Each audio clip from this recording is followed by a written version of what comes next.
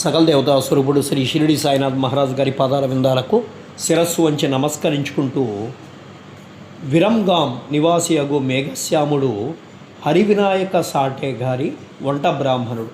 అతడు అమాయకుడైనటువంటి చదువురాని శివభక్తుడు. ఎల్లప్పుడూ శివ పంచాక్షరి ఓం నమ శివాయ అని జపిస్తూ ఉండేవాడు.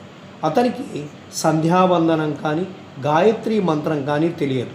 సాటే గారికి వీని యందు శ్రద్ధ కలిగి గాయత్రి మంత్రముతో సంధ్యావందనమును నేర్పిస్తాడు. సాయిబాబా శివుని అవతారమని సాటే అతనికి బోధించి షిరిడీకి ప్రయాణం చేయిస్తాడు. బ్రోచే స్టేషన్ వద్ద సాయిబాబా మహమ్మదీయుడని ఎవరో చెప్పగా అతని మనస్సు కలవరపడి తనను అచటకు పంపవద్దని యజమాన్ని వేడుకుంటారు.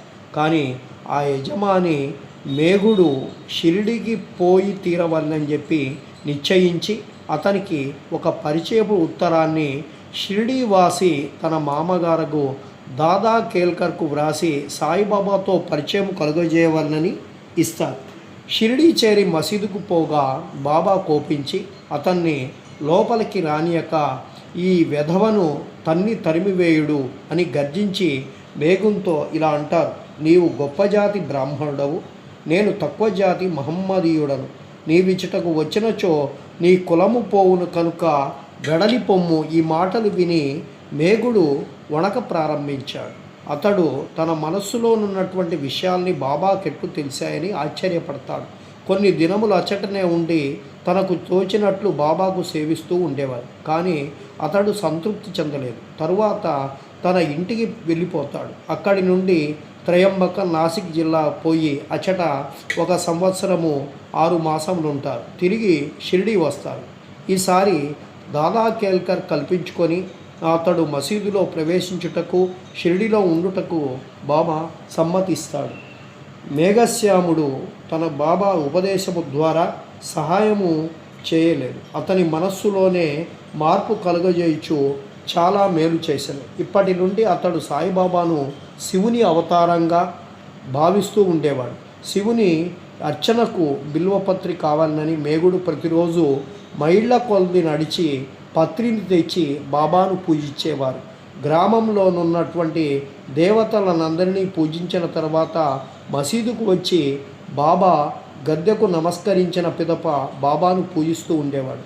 కొంతసేపు వారి పాదములు నొత్తిన పిమ్మట బాబా పాదతీర్థము తాగుతూ ఉండేవాడు. ఒకనాడు ఖండోబా మందిరము వాకిలి మూసి ఉండటే ఖండోబా దేవుని పూజించక మసీదుకు వెళ్తాడు.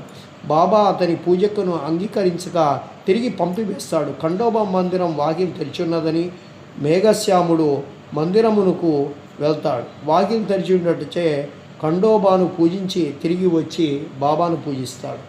ఒక మకర సంక్రాంతి రోజు మేఘుడు బాబా శరీరమునకు చందనము పూసి గంగా జలముతో అభిషేకం చేయవని చెప్పి అనుకుంటాడు. బాబాకు అది ఇష్టము లేకుండే. కానీ అతడు అనేక సార్లు వేడుకొనగా బాబా సమ్మతిస్తాడు. మేఘశ్యాముడు రానుపోను 8 క్రోసుల దూరం నడిచి గోమతి నది తీర్థము తేవలసి ఉన్నది. అతడు తీర్థము తెచ్చి యత్నములన్నీ చేసుకొని బాబా వద్దకు 12 గంటలకు వచ్చి స్నానమునకు సిద్ధముగా ఉండవలని చెప్పి చెప్తారు. బాబా తనకు ఆ అభిషేకం వలదనియు ఫకీరు సాంప్రదాయము చెందిన వాడిని కాబట్టి గంగాజలంతో నెట్టి సంబంధం లేదని చెప్పి చెప్తారు. కానీ మేఘుడు వినలేదు. శివునికి అభిషేకము ఇష్టము గనుక తనకు శివుడైనటువంటి బాబాకు అభిషేకం చేసి తీరవలనని పట్టుబడతారు. బాబా సమ్మతించి ఈ కిందకు దిగి పీటపై కూర్చొండి తల ముందుకు చాచి ఇట్లంటారు: ఓ మేఘ, ఈ చిన్న ఉపకారము చేసి పెట్టుము. శరీరమునకు తల ముఖ్యము కావున తలపైనే నీళ్లు పోయుము. శరీరం అంతటిపై పోసినట్లగును. అట్లగునని మేఘశ్యాముడు ఒప్పుకొని నీళ్ల కుండను పైకెత్తి తలపై పోసే ప్రయత్నించాడు. కానీ భక్తి పారవస్యమున హరగంగే అంచు శరీరమంతటిపై నీళ్లు పోసాడు. కుండను పక్కన పెట్టి బాబా వైపు చూశారు. కానీ ఆశ్చర్యంగా తల మాత్రమే తడిసి శరీరం అంతయు పొడిగా ఉండాలని గమనించి అమితానందభరితుడై సాష్టాంగ నమస్కారంతో స్వామివారిని సేవిస్తాడు.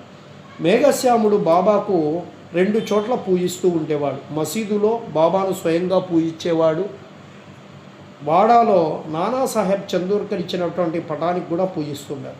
ఈ ప్రకారంగా 1 సంవత్సరము కాలము పూజ చేస్తారు. వారి భక్తికి మెచ్చుకొని తెలుపుటకు బాబా అతనికి ఒక దృష్టాంతాన్ని చూపిస్తాడు. ఒకనాడు మేఘుడు తన శయ్యపై పడుకొని కళ్ళు మూసుకున్నప్పటికీ లోపల ధ్యానము చేయుచు బాబా రూపమును చూస్తారు. బాబా అతనిపై అక్షతలు చల్లి మేఘ త్రిశూలము గీయుము అని చెప్పి అదృశ్యమవుతాడు. మేఘుడు బాబా మాటలు విని ఆతృతగా కళ్ళు తెరుస్తాడు. తెరిచి బాబా కనిపించలేదు, కానీ అక్షతలు అక్కడ పడి ఉండడాన్ని గమనిస్తాడు. శ్రీ సచ్చిదానంద సద్గురు సాయినాథ్.